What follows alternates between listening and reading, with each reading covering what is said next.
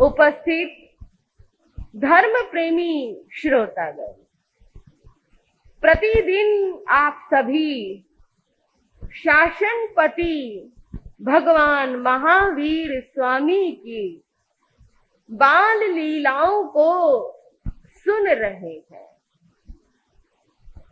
आप सुन रहे हैं एक ऐसे व्यक्तित्व को, एक ऐसे जीवन को जिन्होंने बचपन में ही हम जैसे प्राणियों के लिए एक प्रेरणापूर्ण कार्य किए, ऐसे कार्य किए जो कलयुग के लिए प्रेरणा और इतिहास बन गए। बंधुओं, उन्होंने बचपन में ही हमें वो सब कुछ सिखाया जो एक इंसान को आम जिंदगी में करना चाहिए। जानते हो, तीर्थंकर महाप्रभु ने जिस घर, जिस कुल और जिस कुक्षी से जन्म लिया, वो कुक्षी का भी कितना महत्व है। व्यक्ति के व्यक्तित्व का निर्माण कैसे होता है? कोई भी व्यक्ति जन्म से महान नहीं होता। व्यक्ति अपने कर्म से महान होता है और उसका कर्म बनाने वाले होते हैं उसकी माँ, उसके पिता, उसके पारिवारिक जन, उसके मिलने जुलने वाले रिश्तेदार, उसका आस पड़ोस और उसके आस पास का माहौल।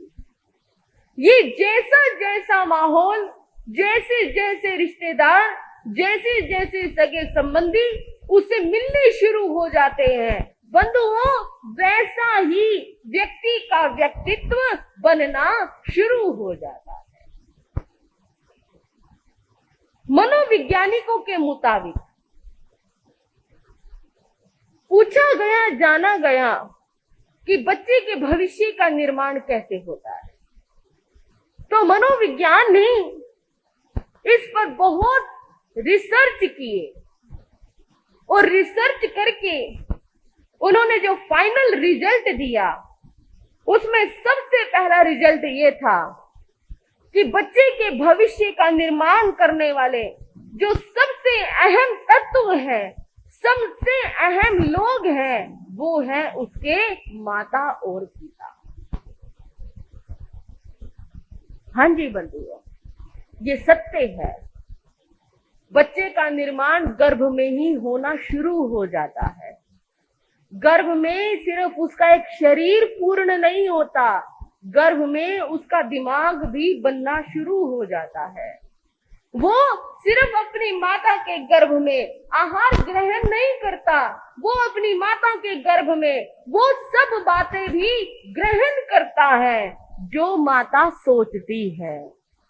जैसा जैसा घर का वातावरण होता है, वो गर्भस्थ शिशु वो सब कुछ ग्रहण करना शुरू कर देता है, क्योंकि वो जो गर्भ से सीख रहा है वो सबसे बड़ा अहम वाला रोल है।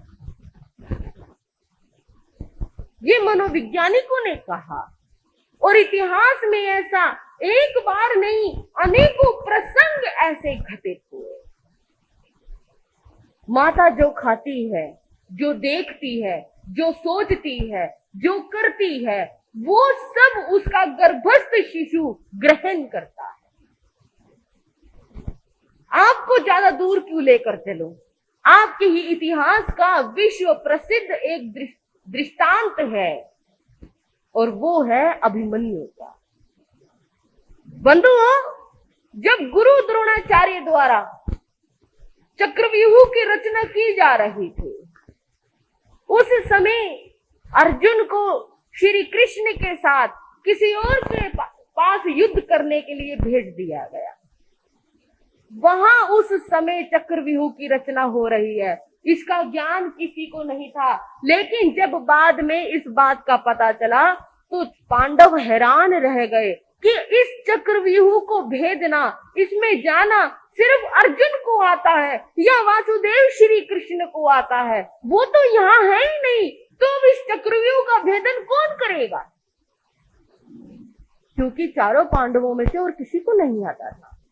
भीम योद्धा थे, धर्मराज युधिष्ठिर भी बहुत बड़े योद्धा थे, लेकिन चक्रव्यूह को भेदने की कला उनके पास भी नहीं थी। ऐसे उस समय में अभिमन्यु उनके पास आया और कहने लगा, मैं जाऊंगा चक्रव्यूह के भेदन करने के लिए। सभी हैरान हो गए, इसने तो कभी चक्रव्यूह भेदना सीखा ही नहीं, और ये तो बालक है, मात्र 16 वर्ष का अभिमन्यु।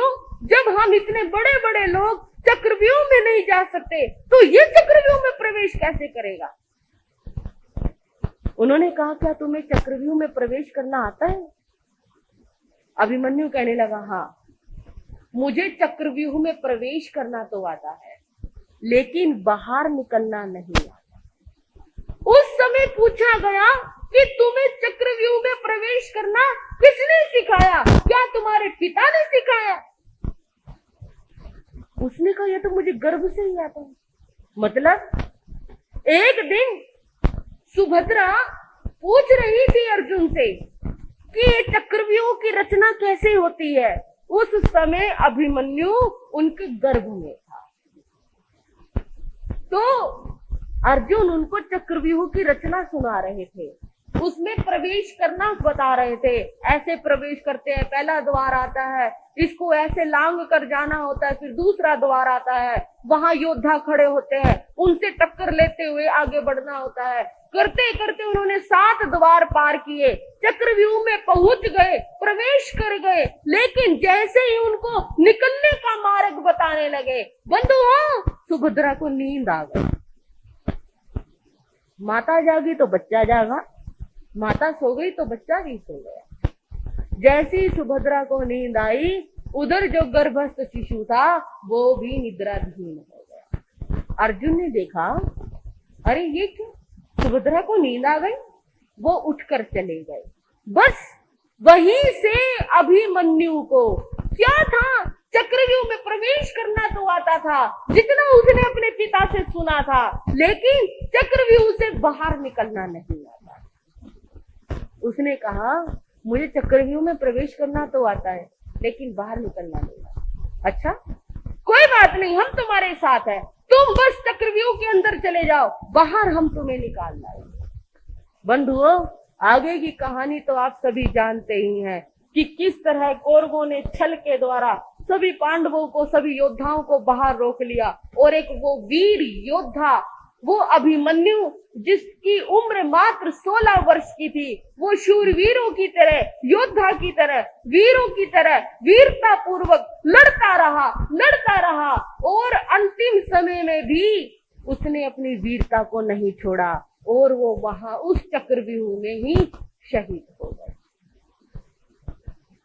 मैं जो बताना चाहती हूँ आपको, वो यह बताना चाहती हूँ, गर्भस्थ शिशु पर माता के विचारों का, माता के भोजन का, माता क्या सोचती है, माता क्या देखती है, माता क्या बोलती है, घर का वातावरण कैसा है, उसका बड़ा प्रभाव पड़ता है।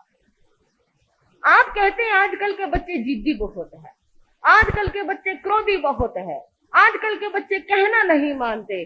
तो बंधुओं, ये चिंतन करके देखिए, ये क्रोध, ये गुस्सा और जो ये जिद्दपन है, ये बड़े होकर नहीं आया। क्योंकि आजकल बच्चा बाद में पैदा होता है, उसको पहले क्रोध करना और जिद करना आ जाता है। छोटे छोटे बच्चे को जरा सा आप डांट दोगे, चाहे वो 5-6 महीने का हो, रोने लग जाएगा।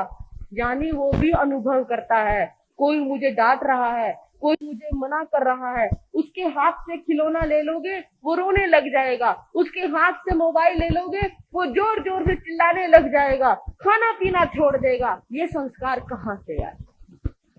आजकल की माताएं टेलीविजन देखती है, आजकल की माताएं सारा दिन मोबाइल में रील देखती है, सारा दिन फेसबुक चलाती हैं, सारा दिन जो ये 9 महीने का समय होता है वो किस तरह से स्पेंड करती है। डॉक्टर ने कह दिया बेड रेस्ट है, अब बेड रेस्ट में वो समाइक तो करेगी नहीं, इतने तो उसमें संस्कार है नहीं कि वो ज्यादा से ज्यादा समाई कर ले।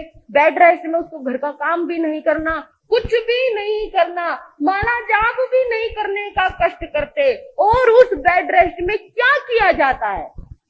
मोबाइल ही चलाए जाते हैं, बातें की जाती हैं, इधर उधर की तेर मेर की बातें की जाती हैं, ज्यादा से ज्यादा टेलीविजन पर अपना टाइम जो है उसको व्यतीत किया जाता है। और जो आप देख रहे हो, जो आप बोल रहे हो, जो आप सुन रहे हो, वो सारी बातें वो गर्भस्थ शिशु भी नोट कर रहा है।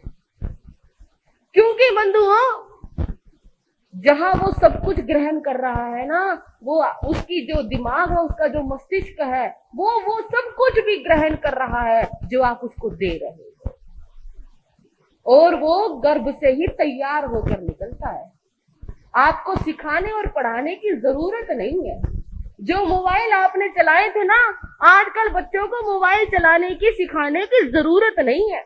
आपको भी वो ऐप, वो एप्लीकेशन चलानी नहीं आती जो बच्चे को आ जाती है। कैसे आ जाती है, कहां से आ जाती है? इसकी ट्रेनिंग तो आपने उसको गर्भ में ही दे दी थी, तभी तो उसको चलाना आया ना मोबाइल। कहते हैं यदि एक श्रेष्ठ माता कौन? एक श्रेष्ठ माता वही है जो अपने बच्चे को गर्भ से ही श्रेष्ठ संस्कार देने शुरू कर दे, उसे गर्भ से ही जीना कैसे है ये सुनाना शुरू कर दे, उसे गर्भ से ही धर्म ध्यान सिखाना शुरू कर दे, ज्यादा से ज्यादा समाई के करे, लोगस का जाप करे। और यहां तक कि मैं कहूं, जो गर्भवती महिलाएं हैं, यदि वो इन दिनों में पुच्छी सुनंग स्तोत्र का जाप करे तो ऐसा जाप, पुच्छी सुनंग स्तोत्र का महत्व होता है, इतना महत्व है कि आप देखते रह जाओ। लेकिन आपको सीखने की जरूरत नहीं, आपको बताने की जरूरत नहीं। बंधुओं, आज हमारा रुझान इन चीजों की तरफ से कम हो गया।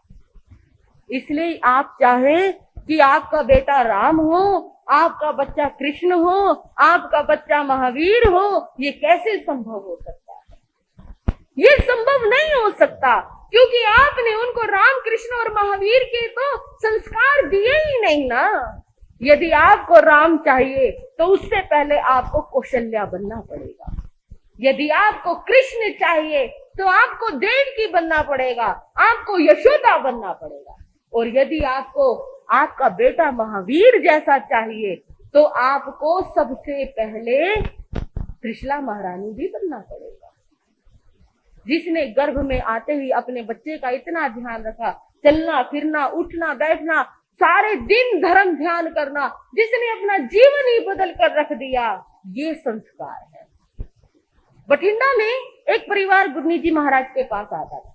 ये कोई काल्पनिक बातें नहीं है बंधुओं। उनका लगभग 1.5-2 साल का बच्चा उनके साथ आता था। उस परिवार ने बताया कि जी जब इस बच्चे ने बोलना सीखा तो सबसे पहले इसने लोगस का पाठ बोला। उसको पूरा लोगस याद था। 1.5-2 साल के बच्चे को आजकल नवकार मंत्र याद नहीं होता, उसे पूरा लोगस याद था। और उससे कहा बच्चे से, सुनाओ गुरनी जी को। उस बच्चे ने पूरा लोगस का पाठ सुनाया। ये मेरी आंखों देखी बात। उस समय गुरनी जी ने पूछा, क्या आपने इसको याद करवाया? क्या इसकी दादी ने इसको याद करवाया? कहने लगे नहीं जी, किसी ने याद नहीं करवाया। कहने लगे जब ये गर्भ में था तो इसकी माता लोगस का पाठ किया करती थी और इसकी दादी भी बोल बोल कर सारे दिन लोगस पढ़ा करती थी। कहने लगे जी जब इसने बोलना सीखा, हमारे घर में जब जब लोगस का पाठ होता है तो इसने हमारे साथ बोलना सीखा और देखो इसको पूरा लोगस का पाठ याद। ये है संस्कार माता के। बच्चा बोले तो सबसे पहले क्या बोले? भगवान का नाम बोले, महावीर का नाम बोले, वो सुमरन करे जो आप उसको सुमरन करवाना चाहते हैं। लेकिन नहीं, मेरी भाइयों और मेरी बहनों, चिंतन करके देखो आज हम क्या कर रहे हैं, क्या सिखा रहे हैं। आज आप अपने बच्चों की पढ़ाई लिखाई पर इतना खर्चा करते हैं, बड़े बड़े कॉलेज में, बड़े बड़े स्कूलों में उनको पढ़ाते हैं, कंपटीशन लगा हुआ है। पड़ोसी का बच्चा यदि अच्छे स्कूल में पढ़ रहा है, उसकी फीस 1 लाख की है, तो आपकी हैसियत ना भी हो तो आप अपने बच्चे को ऐसे स्कूल कॉलेज में पढ़ाएंगे जिसकी फीस 1.5 लाख की। इतना कंपटीशन। क्रिश्चियन स्कूल में पढ़ाने का कंपटीशन, इंग्लिश मीडियम स्कूल में पढ़ाने का कंपटीशन। पढ़ाओ, खूब पढ़ाओ, खूब उन्हें बड़ा आदमी बनाओ, लेकिन पहले ये तो पता कर लो उस स्कूल के संस्कार कैसे हैं, उस स्कूल में सिखाया क्या जा रहा है। आप अपने बच्चों को हॉस्टल में भेज देते हो, लेकिन कभी ये पता करते हो कि वो मेस में क्या खा रहा है, वो रसोई में क्या भोजन कर रहा है, कहीं उसको नॉन वेज तो नहीं परोसा जा रहा, कहीं वो दोस्तों के साथ बैठकर कोई गलत भोजन तो नहीं कर रहा। कभी देखते हो, कभी कोशिश की है आपने जानने की? नहीं की। जरूरत क्या है? पैसा भी लगाया और बच्चे की जिंदगी का भी एक सवाल खड़ा हो गया, उसका भविष्य भी बिगड़ गया, फिर इसका फायदा क्या हुआ? आजकल जो संस्कार हम लोग आपके बच्चों को फ्री देते हैं, आज वो लाखों रुपया खर्च करके भी स्कूल वाले आपके बच्चों को संस्कार नहीं देते।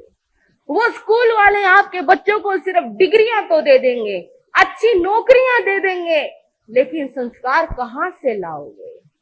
एक अच्छे माता पिता वही होते हैं जो अपने बच्चों को अपने पैरों पर खड़ा करने के साथ साथ उन्हें धर्म भी सिखाते हैं।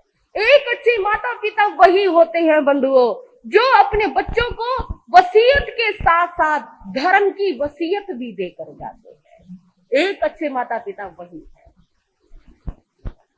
एक पिता थे, उन्होंने बचपन से ही अपने बच्चे को जैन धर्म के संस्कार देने शुरू किए, मंदिर में लेकर जाना शुरू किया, लेकिन वो बच्चा जब तक उनकी आज्ञा में था ठीक था। जैसे जैसे बड़ा हुआ, स्कूल कॉलेज में पढ़ना लगा, अब दोस्तों के साथ रहकर उसे ये सब काम बोरिंग लगने लगे। अब वो क्या सोचने लगा, ये तो बोरिंग है, मेरे दोस्त तो जाते नहीं, मेरे दोस्त ऐसा नहीं करते, मेरे दोस्त वैसा नहीं करते, तो मैं क्यों करूं? धीरे धीरे वो धर्म से, गुरुओं से इतना दूर हो गया, इतना दूर हो गया। पिता जब जब उसको टोकते, वो एक ही बात कहता, मुझे मत कहा करो, मुझे गुरुओं के पास जाने के लिए मत कहा करो, मुझे स्थानक जाने के लिए मत कहा करो, मुझे मंदिर जाने के लिए मत कहा करो, मैं नहीं जाता। इकलौता लड़का, पिता की आंखें भर आते, इतनी सारी प्रॉपर्टी, इतनी वसीयत मैं इसके नाम करके जाऊंगा, लेकिन उसका क्या प्रयोजन है? मेरा ये जीवन जो है, मैं सोचता था अपने बेटे को अपने जैसा बनाऊं, ऐसा तो हर कोई पिता देकर जाता है, लेकिन मैं अपने बच्चे को वसीयत देकर जाऊं। एक दिन पिता का अंतिम समय आया, और जब उसका अंतिम समय आया, बेटा उसके पास बैठा हुआ था। पिता की आंखें भरी हुई थी, आंखों से आंसू बह रहे थे। कहने लगे, पिताजी आपकी कोई इच्छा हो तो बताओ, मैं आपकी इच्छा पूरी करूं। कहने लगे, बेटा मेरी क्या इच्छा हो सकती है? बस मेरी तो, मुझे इस बात का बड़ा दुख है कि मेरे घर से मेरे जाने के बाद धर्म बिल्कुल ही खत्म। हाँ जी भाई, याद रखना, बच्चे दूर दूर जॉब कर गए, वो तो विदेशों में सेट हो गए, दूर दूर ऐसे नगर महानगरों में सेट हो गए जहां गुरुओं का आना जाना नहीं है, जहां गुरुओं को भोजनी बहराने की कोई व्यवस्था नहीं है, जहां प्रवचन में आने और जाने की कोई व्यवस्था नहीं है। फिर क्या होगा? पिता रो रही है कि मेरे घर से धर्म बिल्कुल ही खत्म हो जाएगा, विलुप्त हो जाएगा। मैंने क्या सोचा था कि मेरा परिवार, आने वाली पीढ़ी तक ये धर्म चलता रहे, लेकिन धर्म तो बिल्कुल ही बेटी की आंखें भर आई। बेटा कहने लगा, पिताजी बस इतनी सी बात। कहने लगे, मैं आपको वचन देता हूं कि आपका ये धर्म खत्म नहीं होगा। आज से जो मैंने पूरी जिंदगी नहीं किया, मैं आपके धर्म को कायम रखूंगा, मैं इस धर्म की लाज रखूंगा।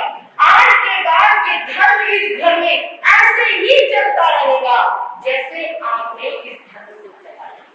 धन्य है पिता वो जो अपने बच्चे से अंतिम समय में क्या मांग रहे हैं कि बेटा इस घर में धर्म ऐसे ही चलता रहे जैसे मैंने चलाया था। वो वसीयत तो दे रहे हैं उसको, लेकिन कौन सी वसीयत दे रहे हैं? जो वसीयत आपके माता पिता ने आपको दी, मुपत्ति, आसन, समाज की ड्रेस। बंधुओं, बच्चों को वसीयत देते समय साथ में थैला भी दे देना, उनको बता देना कि बेटा ये वसीयत, ये धन एक तरफ है और धर्म एक तरफ। यदि पूरी जिंदगी धन में उलझे रहे तो कुछ मिलने वाला नहीं है, लेकिन यदि एक दिन भी धर्म कर लिया तो बहुत कुछ मिल जाएगा। अपने बच्चों का हाथ अपने गुरुओं के हाथ में पकड़ा जाना, ताकि कल को आप ना रहो तो आपके बच्चे जिंदगी में भटकने लगे तो कम से कम उनके गुरु उनका हाथ पकड़कर उनको संभाल कर ले। यदि उनका हाथ पड़ोसियों के हाथ में पकड़ा कर गए ना, कोई फायदा नहीं है। रिश्तेदारों के हाथ में पकड़ा कर गए तब भी कोई फायदा नहीं है, क्योंकि सब सुख के तो साथी है, दुख में कोई नहीं। यदि दुख का कोई साथी है तो वो है एकमात्र धर्म। धर्म ही आपके सुख दुख का साथी है। इसलिए अपने बच्चों को सब कुछ दो, लेकिन देने के साथ साथ उन्हें धर्म बहुत जरूरी है। और ये बात एक याद रख लेना कि जिंदगी में जो आप बच्चों को सिखा रहे हो वो तो सीखता ही सीखता है, लेकिन जैसे माहौल में रहता है वो वैसा भी सीखता है, क्योंकि बच्चे में बहुत सरलता होती है। वो तो कच्ची मिट्टी के समान है, उस कच्ची मिट्टी को घड़े का रूप दोगे वो घड़ा बन जाएगा, सुराही का रूप दोगे वो सुराही बन जाएगा, जैसा आकार दोगे वो वैसा बन जाएगा। क्योंकि उसको आकार देने वाला ओंकार, जो उसको आकार देने वाले माता पिता है, वो जैसा आकार देते हैं वैसा ही बनता है। बच्चे की सरलता का प्रसंग मैंने बड़ा सुना। पिता टीवी देख रहे थे, जैसे चलाने की कोशिश की टीवी चला, उन्होंने बहुत कोशिश की टीवी चलाने की, चला। आखिर में उन्होंने मैकेनिक को बुलाया। मैकेनिक से बातें, देखो टीवी ठीक था, क्या हो गया? मैकेनिक ने टीवी देखा, चित्र देखा, ऊपर नीचे खोल कर देखा, तारे देखी, सब कुछ ठीक था। कहने लगे टीवी में तो कोई खराबी है, मुझे इसको पूरा खोलना पड़ेगा। जब मैकेनिक ने उस टीवी को खोला, उसने देखा इसमें कुछ सफेद सफेद सी चीज पड़ी हुई है। उसने उस चीज को उठाया, सूंघा, हाथ लगाया, कहने लगे चीज लगता है ब्रेड है। ये ब्रेड टीवी में कैसे है? टीवी में ब्रेड को डालेगा टीवी में? उस घर में एक छोटा बच्चा था, 5-6 साल। उसके माता पिता दोनों अपने बच्चे को अपने पास लेकर बैठे, बच्चे से प्यार से पूछा, देखो सच बोला, क्या टीवी में ब्रेड तुमने डाली थी? कहने को वो बच्चा कुछ नहीं, चुप खामोश, क्योंकि डर था कोई पिता गुस्सा ना हो जाए। देखो बच्चे सच बता, क्या तू टीवी में ब्रेड तुमने डाली थी तो क्यों डाली?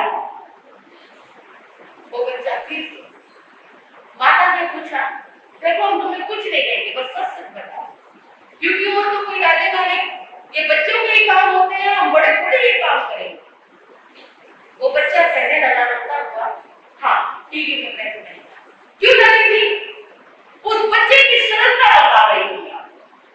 वो कहने लगा, मैं एक दिन टीवी देख रहा था, टीवी जब मैं देख रहा था उसमें गरीबों का जिक्र चल रहा था, गरीबों को दिखाया जा रहा था कैसे लोग भूख से तड़प रहे हैं, कैसे मर रहे हैं, भूखे बच्चे रो रहे थे, भीख मांग रहे थे, छटपटा रहे थे, मर रहे थे, और उनको देखकर वो बच्चा रो रहा, क्योंकि वो बच्चे भूखे रो रो के माँ से खाना मांग रहे थे और घर में खाना नहीं था।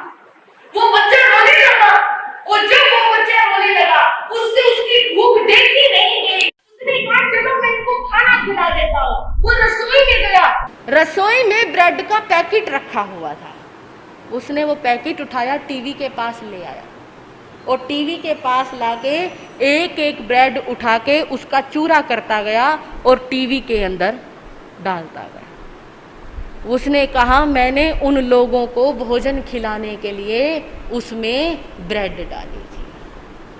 माता पिता ने सुना, आंखें भर आई। कितनी करुणा है इस बच्चे में, कितनी ममता है इस बच्चे में गरीबों के प्रति। बंधुओं, ये है बालक की सरलता। वो क्या है? वो तो सरल है, वो तो कच्ची मिट्टी के समान है। उसको नहीं पता वो क्या कर रहा है, लेकिन वो करना बहुत कुछ चाहता है। लेकिन कई बार माता पिता की पाबंदियों की वजह से वो नहीं कर पाता, या फिर माता पिता के सपोर्ट की वजह से वो नहीं कर पाता। कभी भी कोई बच्चा अच्छे काम करे तो उसे कभी भी रोकना नहीं चाहिए, बल्कि आप उसके अच्छे काम को बढ़ावा दो। आजकल क्या होता है, बच्चा देना चाहता है लेकिन माता पिता उसे क्या सिखाते हैं? नहीं, ऐसे नहीं दिया करते। नहीं, आप उसको दान करना सिखाओ, आप उनको शूरवीरता सिखाओ, आप उनको सिखाओ कि आपका धर्म क्या कहता है। अपने धर्म पर मरना मिटना सिखाओ। बहुत जरूरी है बंधुओं, क्योंकि जो बच्चा सीखता है वो आप लोगों से सीखता है, क्योंकि उनके पास स्थानक में आने का तो टाइम है नहीं, या फिर अपने बाहरी माहौल से सीखता है, दोस्तों से सीखता है। दोस्त क्या कह रहे हैं, दोस्त कहाँ लेकर जा रहे हैं, दोस्त उसको क्या बता रहे हैं, इस बात का भी बहुत निर्भर है उसके जीवन के निर्माण में। अभी दैनिक भास्कर में एक न्यूज पढ़ने को मिली। मुंबई का एक जैन समाज, उसका बेटा प्रतिदिन कहता था पिताजी मैं जिम जा रहा हूं, और जिम जाने के बहाने वो कहां पहुंच जाता था? मस्जिद में। दिन में 5 बार वो जिम के बहाने मस्जिद में जाकर नमाज पढ़ता था। 1 दिन, 2 दिन, 3 दिन, हफ्ता बीत गया। पिता सोचने लगे आखिर 5 बार जिम कौन जाता है? सारे दिन जिम जा रहा हूं, जिम जा रहा हूं, जिम जा रहा हूं, खोजबीन करनी चाहिए। पिता ने पीछे जाकर इंक्वायरी की और क्या देखा उसने? उसका बेटा मस्जिद में बैठा नमाज पढ़ रहा था। आप देखिए, अगर बच्चे स्थानक नहीं आएंगे ना तो वो मस्जिदों में जाकर नमाज पढ़ने वाले बन जाएंगे, क्योंकि वो दोस्तों से यही सीखते हैं। उनके जो दोस्त हैं उनको कहाँ लेकर जा रहे हैं, कहाँ भटका रहे हैं। बंधुओं, आप सिखाइए अपने बच्चों को, और सिखाने के लिए सोशल मीडिया की भी अहम भूमिका है। अभी हाल ही में एक फिल्म रिलीज हुई थी, द केरला स्टोरी। जब मैंने अखबार में उस केरला स्टोरी की पूरी भूमिका पढ़ी, उसका सार पढ़ा, उसमें क्या था? कुछ लड़कियों को उसमें, जैन, हिंदू, सभी लड़कियों को जो माता पिता ने जिनको हॉस्टल में पढ़ने के लिए भेज दिया था, बचपन में ही माता पिता जिन बच्चों का भविष्य बनाने के लिए उन्हें हॉस्टल में भेज देते हैं, वो वहीं पढ़ते हैं, वहीं लिखते हैं, वहीं बड़े हो जाते हैं। लेकिन उनका जो फ्रेंड सर्कल था उसमें से कुछ मुसलमान भी थे जो प्रतिदिन नमाज पढ़ा करते थे, क्योंकि उनके माता पिता ने उनको नमाज पढ़ना सिखाया था। और वो बच्चे कुछ भी नहीं करते थे, तो आपसी में दोस्ती व्यवहार हुआ, फ्रेंडशिप हुई। उन्होंने पूछा तुम ये क्या करते हो? हम नमाज पढ़ते हैं। इसको पढ़ने से क्या होता है? इसको पढ़ने से भगवान खुदा खुश हो जाता है, तुम भी पढ़ा करो। नहीं नहीं, हम ऐसे कैसे पढ़े, हम तो हिंदू है। क्या है हिंदू? क्या लग रहा है तुम्हारे हिंदूपना? क्या लग रहा है तुम्हारे जैनपना? कुछ नहीं होता ये। हमारे खुदा सबसे अच्छे है, हमारे खुदा सबसे ऊंचे हैं, उनसे ऊंचा कोई नहीं। ऐसा करा, उन बच्चों को नमाज पढ़नी सिखाई। और फिर उनके साथ क्या हुआ ये तो आप लोग फिल्म देखने वाले जानते हैं। मैं सिर्फ इतना जानती हूं कि जब उस लड़की से उसके पिता ने पूछा, बेटी ये तूने क्या किया, ये तू हिंदू से मुसलमान कैसे बन गई, तुझे ऐसा नहीं करना चाहिए था। जानते हो उस लड़की ने क्या जवाब दिया? उस लड़की ने अपने पिता से कहा, पिताजी आपने मुझे पहले बताया क्यों नहीं कि हमारा धर्म कैसा है, हमारे धर्म में कितनी शक्ति है, हमें क्या करना चाहिए। आज तक सिर्फ आप मुझे स्कूल ट्यूशन भेजते रहे, लेकिन यदि आप मुझे पहले ही धर्म के संस्कार दे देते तो आज मैं दूसरे धर्म को मानने वाली ना होती, उसके धर्म की तरफ आकर्षित करने वाली ना होती। आपने मुझे पहले क्यों ये संस्कार नहीं दिए? कहीं ना कहीं कमी हमारी भी रह जाती है। कहीं ना कहीं कमी माता पिता की भी रह जाती है। और कमी ये होती है बस सिर्फ पढ़ना पढ़ना पढ़ना नहीं बंधुओं, उनको जीवन जीने के संस्कार सिखाओ, उन्हें जिंदगी कैसे जीनी है ये संस्कार सिखाओ। अगर आपने ऐसे संस्कार नहीं सिखाए तो जिंदगी भटक जाएगी। एक ना एक दिन जीवन में वो मोड़ आएगा जब वो बच्चा एकांत में अकेला पड़ जाएगा। उस समय वो किसको पुकारेगा, किसको देखेगा? फिर ऐसा उस बच्चे के सिवा उसके पास सिर्फ एक ऑप्शन होता है, मरने का, और कोई ऑप्शन नहीं होता। अपने बच्चों को ऐसा बनाओ कि जिससे माता पिता का सीना गर्व से चौड़ा हो जाए कि ये मेरा बेटा है, ये मेरी बेटी है, और ये संस्कार सिर्फ और सिर्फ आप लोग ही उनको दे सकते हैं। जानते हो, महात्मा गांधी जी ने अपनी आत्मकथा में एक बड़ी सुंदर बात लिखी थी। उन्होंने कहा, जब मैं विदेश जाने लगा पढ़ाई के लिए, उस समय मेरी माता मुझे भेजना नहीं चाहती थी, लेकिन फिर भी मैंने माता से जिद की। मेरी माँ ने कहा, ठीक है तू विदेश चले जाना, लेकिन उससे पहले तुझे गुरुजी के पास जाकर दर्शन करने। मेरी माँ मुझे जैन संत श्री बेचर दास मुनि जी के पास लेकर आई, क्योंकि उनकी माता जैन धर्म को मानते थे। उन्होंने अपने गुरु से कहा, गुरुदेव ये विदेश जा रहा है। उस समय ये महात्मा गांधी बनेगा कोई नहीं जानता था। माँ ने सिर्फ ये कहा था, ये विदेश जा रहा है, इसको आशीर्वाद दो। गुरु ने कहा, ठीक है बेटा, तुम्हारी मजबूरी है, तुम विदेश जाओ, पढ़ो लिखो, बड़े बनो, लेकिन जीवन में 3 नियम जरूर लेकर जाओ। और याद रखना, जिंदगी में चाहे मरणांतिक कष्ट भी आ जाए, इन नियमों को कभी मत तोड़ना। उसमें उन्होंने 3 नियम कराए थे। कभी शराब मत पीना, कभी परिस्त्री गमन मत करना, कभी मांसाहार का सेवन मत करना। ये 3 नियम जब उन्होंने उनको कराए, उन्होंने ले लिए, माता का आशीर्वाद लिया। माता कहने लगी, अब मैं निश्चिंत हूँ, अब मेरा बेटा दुनिया के किसी भी कोने में जाए, मैं फक्र के साथ कह सकती हूँ ये एक श्रेष्ठ भारतीय नागरिक बनकर लौटेगा। और बंधुओं, ये हुआ। महात्मा गांधी अपनी आत्मकथा में लिखते हैं कि मेरा बड़े बड़े लोगों के साथ उठना बैठना हुआ, बड़ी बड़ी कंपनियों के साथ उठना बैठना हुआ, जहां पर मुझे शराब पीने के लिए फोर्स किया गया, कंपेल किया गया। बार बार मुझे मेरे दोस्त ये कहकर चिढ़ाते रहे कि ये तो पुराने जमाने का है, पुराने ख्याल का है, क्या है, छोड़, कुछ नहीं होता, 1 घुट पी ले, 2 घुट पी ले, इतना से पी ले, बढ़िया वाली पी ले, ये पी ले।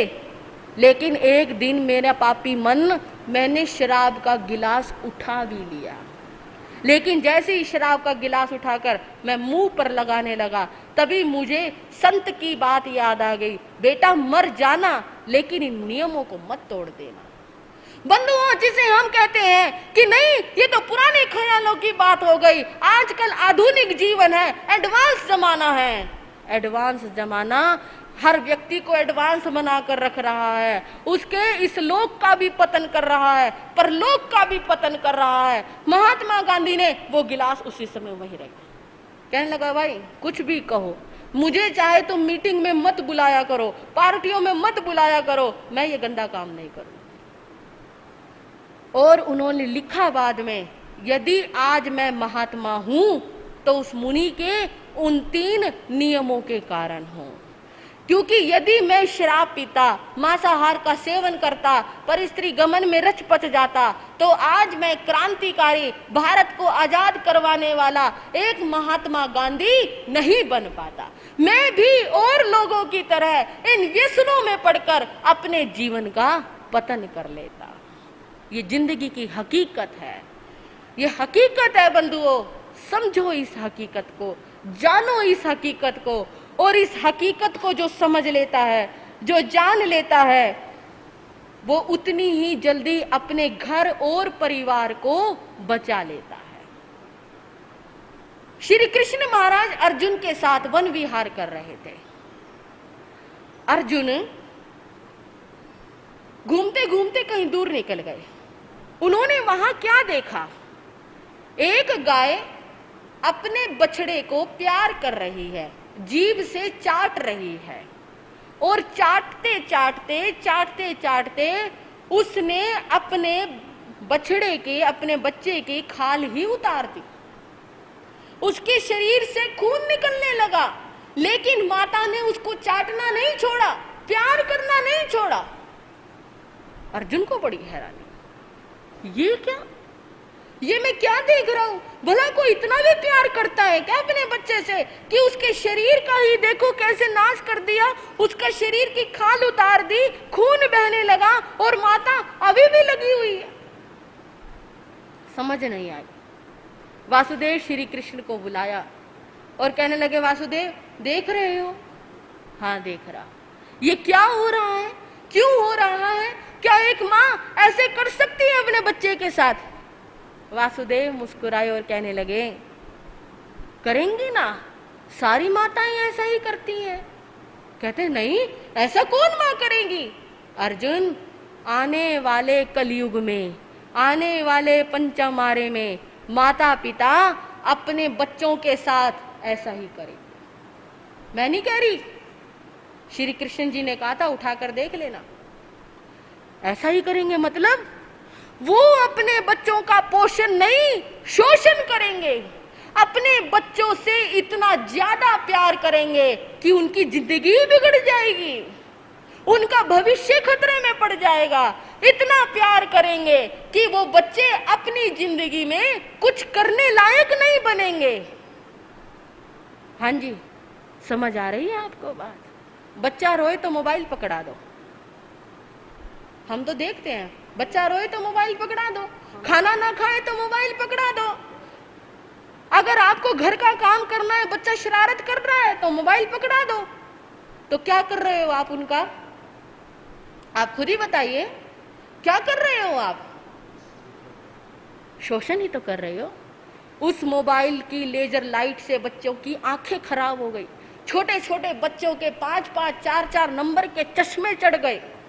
आप सोचो, उस मोबाइल से बच्चे की सोच खराब हो गई। सारे दिन पबजी खेलना, गेम खेलना, सारे दिन फ्री फायर खेलना, और फ्री फायर खेलते खेलते बच्चों की जो सोच थी हिंसात्मक हो गई। सारे दिन बच्चे क्या करते रहते हैं? उसको मार दूंगा, उसको मार दूंगा, उसको मार दूंगा। हिंसात्मक सोच हो गई बच्चों की। किसने करी? माता पिता ने करी। उन्होंने सोचा था काम कर लेंगे, बच्चा मोबाइल में लगा रहेगा, और 3-3, 4-4 साल के बच्चों की आंखों पर जब इतने मोटे मोटे चश्मे चढ़ते हैं ना, तब देखते हैं तो ये चढ़ाने वाले कौन हैं? माता पिता। बच्चों को हिंसात्मक बनाने वाले कौन हैं? माता पिता। आपने मोबाइल दिया तो इस बात की भी निगरानी रखनी चाहिए थी, बच्चा क्या खेल रहा है, क्या देख रहा है, क्या कर रहा है। अगर आप निगरानी नहीं करते तो क्या हुआ, एक गेम आई थी ब्लू व्हेल गेम। उस गेम से बच्चों को हिप्नोटाइज किया जाता था, और उस गेम का क्या प्रभाव हुआ, भारत में सैकड़ों बच्चे मरे उस गेम से। तब सरकार ने उस गेम पर बैन लगाया। पबजी में क्या हुआ, पबजी में कितने बच्चों ने अपने पिता के अकाउंट को खाली कर दिया। यहां तक कि एक माँ ने अपने बच्चे को कह दिया, बेटा सारे दिन गेम खेलता रहता है, ला मोबाइल मुझे दे दे। माँ ने मोबाइल पकड़ा, बच्चा कमरे में गया और जाकर वो हथौड़ी लेकर आया और अपनी माँ के सिर में 3 वार करे। माँ वहीं खत्म हो गई। इतना ही नहीं, वो अपनी माँ को तड़पते हुए, मरते हुए देखता रहा। तब तक देखता रहा जब तक माँ की सांस नहीं रुक गई। फिर वो अपने दोस्त के घर गया, वहां जाकर उसने खाना खाया। उसके चेहरे पर कोई ऐसा भाव नहीं था कि हाँ मैंने खून किया है, हाँ मैंने माँ को मारा है। किसके कारण? इन गेम के कारण। बच्चे हिप्नोटाइज होते जा रहे हैं इस गेम से। लेकिन आपको क्या पड़ी है? आपको तो बस बच्चों को शौक पूरे करने हैं, दे दो उनको। बच्चा रोएगा, 1 बार रोएगा, 2 बार रोएगा। बंधुओं याद रखना, कार नहीं दोगे तो बच्चा 1 बार रोएगा, संस्कार नहीं दोगे तो बच्चा जिंदगी भर रोएगा। ये माता पिता के ऊपर निर्भर है। आप उनके जन्मदाता हैं। बच्चों का पोषण करो, बच्चों का शोषण मत करो। आज सभी बच्चे डिप्रेशन के शिकार होते जा रहे हैं। किन की वजह से? माता पिता की वजह से। माता पिता तो जॉब पर चले जाते हैं, बच्चा स्कूल से आता है, उसे खाना नहीं मिलता, रूखा सूखा मैगी खा ली, ये खा लिया, वो खा लिया, खाकर वो अपना गुजारा कर लेता है। जब माता पिता रात को आते हैं तब तक बच्चों के सोने का समय आ जाता है। माता पिता कब समय दे रहे हैं अपने बच्चों को? संडे को एक दिन होता है, उस दिन माँ को कपड़े धोने की, घर का काम निपटाने की लगी रहती है, पिता को सोने की लगी रहती है। तो उस समय क्या होता है? बच्चा अपनी बात कह नहीं पाता माता पिता से और वो डिप्रेशन का शिकार होता जा रहा है। छोटे छोटे बच्चे डिप्रेशन की गोलियां खा रहे हैं, छोटे छोटे बच्चे नींद की दवाइयां खा रहे हैं, छोटे छोटे बच्चों के शरीर में बीमारियां लग रही है। क्या कारण है इसका? माता पिता। आज श्री कृष्ण की बात सत्य आ रही है कि आने वाले समय में उनकी माताएं ही उनके बच्चों के साथ ऐसा व्यवहार करेंगी कि उनका जीवन ही समाप्ति की ओर बढ़ जाएगा। बंधुओं, यही सत्य है। इस सत्य को समझो, जानो। और मैं यहाँ पर उपस्थित सभी लोगों से, सभी बच्चों से कहना चाहती हूँ, एक बार याद रखना, हमें ये जो धर्म मिला है बड़ी मुश्किलों से मिला है। 84 लाख जीवा योनि में 56 अंतर्द्वीप समस्त भारत क्षेत्र में हमें जैन धर्म मिला। इससे बड़ी सौभाग्य की बात क्या है? इसलिए हमारे अंदर धर्म के संस्कार होने चाहिए। जिनके अंदर धर्म के संस्कार होते हैं वो बाहरी आकर्षणों से हमेशा दूर रहते हैं। उन्हें अपने बच्चों को महावीर का फैन बनाओ, क्रिकेटर का फैन मत बनाओ। सलमान और शाहरुख खान का फैन मत बनाओ, उन्हें महावीर का फैन बनाओ, गुरुओं का फैन बनाओ। एक फिल्म रिलीज होती है, सारी दुनिया उमड़ पड़ती है। हाँ जी, झूठ तो नहीं बोल रही। सबसे ज्यादा जैनी जाते हैं देखने के लिए, सबसे ज्यादा जैनी जाते हैं। हमारा एक जगह चतुर्मास था, युवा मंडल था, 500 बच्चों का युवा मंडल था। स्थानक न्यायालय 5 थे। मैंने पूछा आपका युवा मंडल करता क्या है? कहते जी करता क्या है, हर महीने एक पार्टी रख लेते हैं, कोई ना कोई फिल्म रिलीज होती रहती है और हर महीने हम कभी मैंगो पार्टी कर ली, कभी फिल्म देख ली। अभी एक फिल्म रिलीज हुई थी बजरंगी भाईजान, कहते जी हमने तो पूरा सिनेमा हॉल ही बुक कर लिया था क्योंकि 500 सीट थी और 500 मेंबर थे। मतलब सिनेमा हॉल में तो 500 बंदे जा सकते हैं, स्थानक में नहीं आ सकते क्या? क्यों नहीं आ सकते स्थानक में? चिंतन करके देखिए आप, कहां जा रहा है हमारा धर्म, कहां जा रहे हैं हम युवा पीढ़ी, कहां जा रहे हैं हमारा बचपना? क्या वो काम आएगा आपके? महावीर के फैन बनो, गुरुओं के फैन बनो, इस लोक में भी काम आएंगे, परलोक में भी काम आएंगे। ये फिल्में काम नहीं आएंगी। ये हीरो हीरोइन पता क्या सिखाते हैं आपको? प्यार हुआ भाग जाओ, माता पिता से पूछने की जरूरत नहीं है, लड़की को लो और भाग जाओ। जितने पोस्टर सड़कों पर मैं देखती हूँ, क्या देखती हूँ? कोई शराब की ऐड दे रहा है, कोई जुबा केसरी की ऐड दे रहा है, कोई पान पराग की ऐड दे रहा है, कोई कोका कोला की ऐड दे रहा है, कोई किसी चीज की व्यसनों की ऐड दे रहा है। और तो और आजकल क्रिकेटर जुआ खेलना सिखा रहे हैं। 11 ड्रीम खेलो, IPL खेलो, आपके बच्चों का भविष्य बिगाड़ रहे हैं। वो क्या सिखा रहे हैं? वो आपके बच्चों को लड़की को लेकर भागना सिखा रहे हैं वो आपके बच्चों को।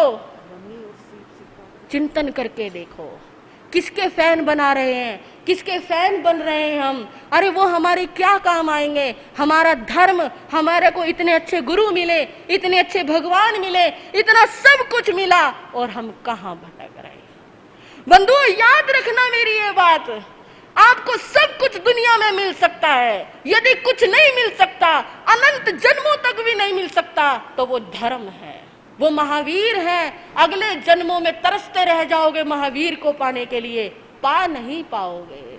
धर्म को पाने के लिए तरसते रह जाओगे, नहीं मिल पाएगा आपको धर्म, क्योंकि भगवान महावीर स्वामी को भी नए सार के भव में धर्म मिला था। उसके बाद अनंत जन्मों के बाद उन्हें सिर्फ महावीर पने से 3-4 भव पहले धर्म मिला, उससे पहले उन्हें धर्म नहीं मिला। चिंतन करके देखो, अनंत भवों को पाने के बाद हमें ये धर्म मिलता है। अगर स्थानक में गुरु आए उसकी सूचना नहीं होती, एक फिल्म रिलीज हो रही हो उसकी सूचना पहुंच जाती है। ऐसा मत किया करो, वो आपके भगवान नहीं है। थोड़ी रिस्पेक्ट अपने भगवान की, अपने धर्म की, अपने गुरुओं की किया करो। और जितना समय आप उधर स्पेंड करते हैं, यदि धर्म ध्यान में कर लेते ना बंधुओं, जिंदगी की तस्वीर ही बदल गई होती। अगर हम ऐसा करते हैं तो मैं तो यही कहूंगी, हमारा जीवन इस लोक में और परलोक में कल्याणकारी बनता चला जाएगा। इतना ही कहकर मैं अपने विषय को विरंगे। बोलिए भगवान महावीर स्वामी की।